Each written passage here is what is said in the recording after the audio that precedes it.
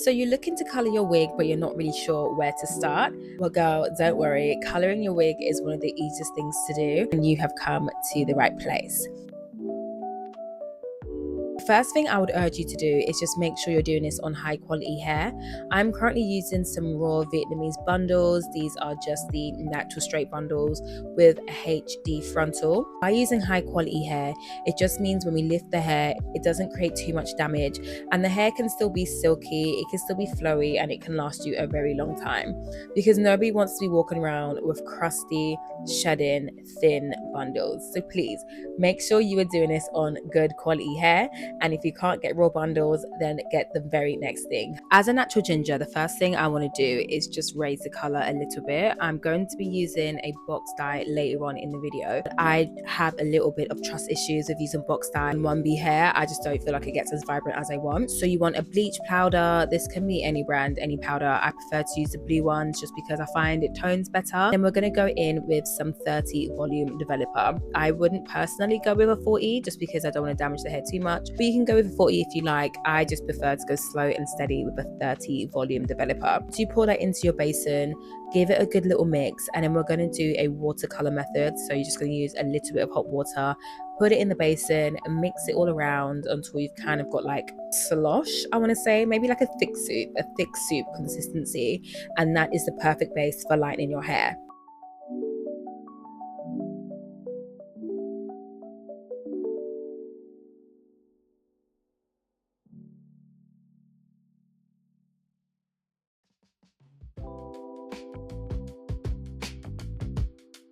I really do want to urge though, make sure you have like good ventilation, because once you add the hot water to this little sloth mix, it really does stink. I couldn't stop coughing. Like the video is muted so you can't really hear it, but I could not stop coughing. So just make sure you have like a well ventilated area. We don't want no mistakes, and I don't really want to get sued.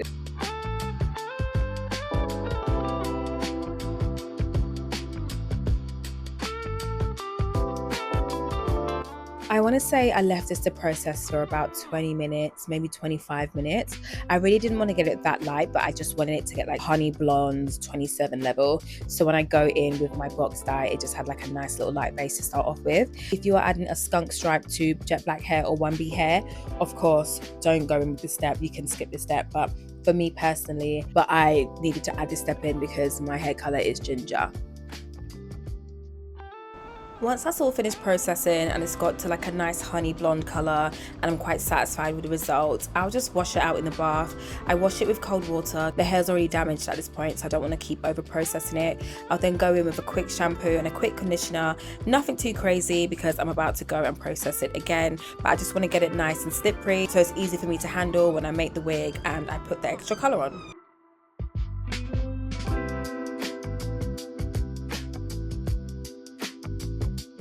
Now for me personally, I prefer doing highlights and skunk stripes and stuff on a wig that is made, just so I can see how it lays on my head, how it's actually going to look, instead of trying to play guessing games on bundles that are kind of loose. So I just quickly construct this wig together. I didn't do anything special. This is the 13x6 HD frontal and 3 bundles of Vietnamese hairs. I was quite shocked at how quick I was able to throw this together. If you already have a ready-made wig, then feel free to skip this step and fast forward a little bit. But if not, this is me just quickly constructing the wig and throwing it together just to help me visualize what it's actually gonna look like once it's on my head.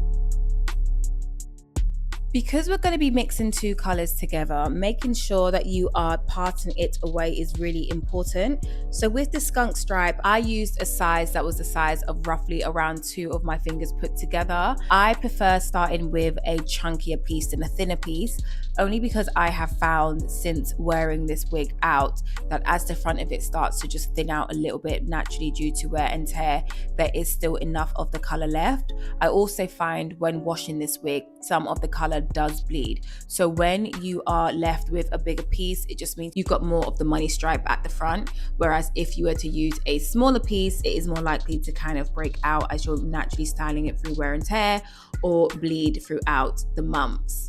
In terms of highlight placement, there isn't really a rule of thumb, it's just down to personal preference. So I kind of wanted to go for the more chunky block looks randomly placed around the head. So this is why for me it was really important to make sure the wig was constructed before doing any of the color, because I can see where it falls, I can place it properly, and I can just get an accurate picture of what it will look like around my head. Once I decided where I wanted these highlights placed, I would just take a small chunk, probably around the size of my finger once again, and plait it really tightly. I made sure that these plaits were quite tight because the last thing you want to be doing when you're colouring this auburn hair is having to replait hair. It's just going to bleed into the blonde and kind of mess up the whole program. You also want to make sure that it's tight, because if it comes loose and some colour gets into it, it will just get onto less of the hair the tighter it is, versus if it's more loose and straggly, it's more likely to get on a bigger piece of hair and it will look really weird if you've just got patchy blondes going throughout the plait. The colour that I'm using today is from Cream of Nature. It's their spiced red. I love this ginger. It's like a deep coppery ginger color. It's not too red, it's not too orange. I think it works perfect on my skin tone. I've got a neutral gold leaning undertone, so I find it's very vibrant, it's very warm, it's very gorgeous on my skin tone. I've been using this color for quite a few months now and I'm very satisfied, so I think I found my color. The length of this hair, I got a 20-inch frontal, 20-inch bundle and two 22s.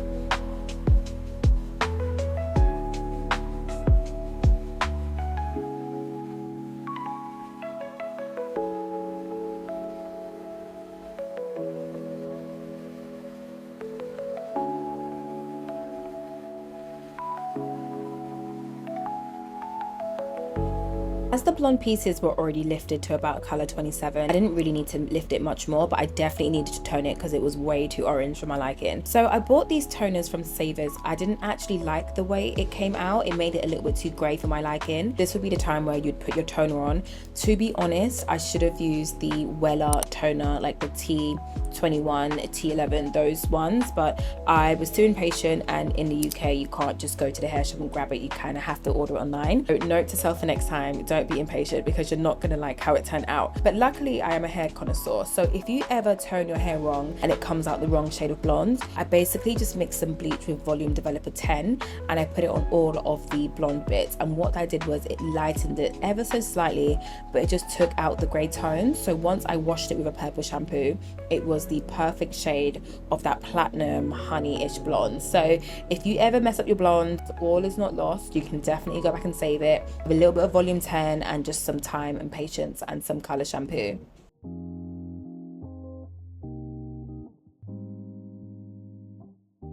I let everything process for about 30 to 40 minutes. I gave it a nice deep condition and just let it sit for a while.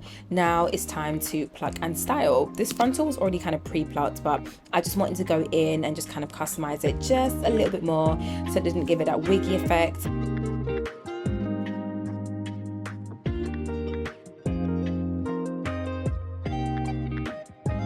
In terms of styling, every girl knows that you have to kind of put your hair on with makeup to make sure that you actually like the hair.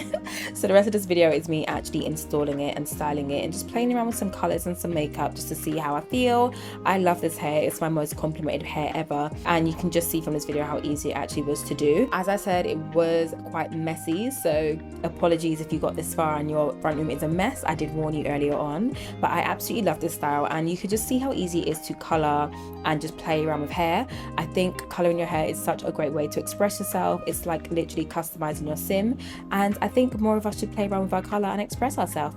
So I hope you've enjoyed this video. Don't forget to like, comment and subscribe if you love all things hair care, body care and just girly things in general. Make sure you follow me on Instagram and TikTok. Those will be in the description box, and I've linked all of the products that I've used in the description box as well if you want to use anything that I've used in this video.